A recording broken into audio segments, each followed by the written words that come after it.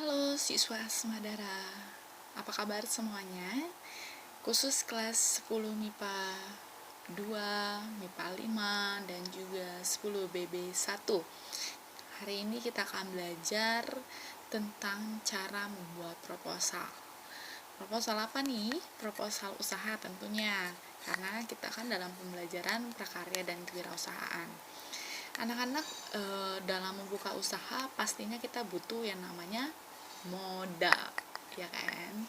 Modalnya ada yang besar, ada yang kecil, ya tergantung bagaimana dan seperti apa usaha yang akan kalian buat. Nah, karena prakarya ini adalah khusus terkait dengan produk grafika, hasil percetakan-cetakan, maka silakan kalian pilih, kalian kira-kira mau membuka usaha apa sih? Contohnya mau membuka usaha percetakan spanduk, banner, dan lain sebagainya, atau misalnya kalian mau membuat percetakan sablon baju, tas, atau apa ya. Misalnya lagi maunya membuat suatu produk cetak lukis kayu pakai transfer paper, foto, ataupun juga misalnya percetakan undangan. Oke, banyak ya usaha-usaha dari produk grafika. Nah, sebelum kita melakukan usahanya, ya kita harus buat proposalnya. Ya, proposal ini tujuannya untuk memperoleh yang namanya modal dari para investor. Jadi kita mau kerja sama nih. Nah, supaya di ACC, maka proposalnya itu haruslah yang baik dan benar.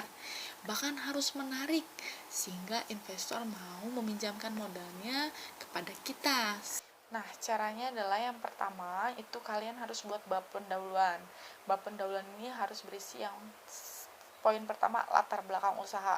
Dijelaskan seperti apa motivasi kalian membuat usaha itu ya. Jadi kalian harus tulis kondisi pasarnya seperti apa. Nah, itu di latar belakang ya, trennya bagaimana usaha itu. Contoh misalnya kalian ambil usaha sablon percetakan ya. Namanya sablon kan bisa dicetak di baju kah, di kaos, ataupun juga tas, gelas, dan lain sebagainya. Ayo fokus, kalian mau sablonnya apa ya. Kalau misalnya kaos berarti ini terkait dengan fashionable ya, kenapa unik dan lain sebagainya, bisa sesuai dengan custom, desainnya bisa kalian buat semenarik mungkin. Nah, jadi kalian harus jelasin bahwa perkembangan dunia fashion seperti apa, terus kemudian kegunaan apa, maksudnya ketertarikan pangsa pasarnya itu loh terhadap sablon ini seperti apa, meningkat nggak, dan lain sebagainya, itu kalian harus cantumkan.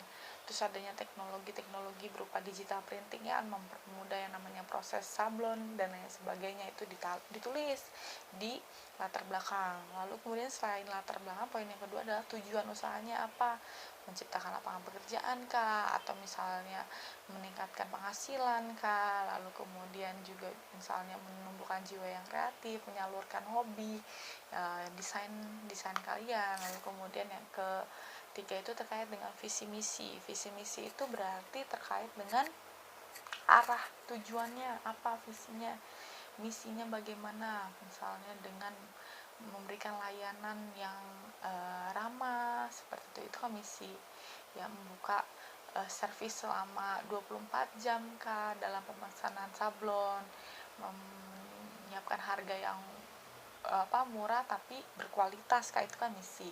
Jadi kalian harus buat ya, kira-kira apa sih misinya kayak gitu ya, atau misal bahan-bahan yang kalian gunakan itu adalah bahan-bahan yang seperti apa gitu ya. Kalaupun ada teknik-teknik yang khusus ya, boleh kalian cantumkan sehingga menarik.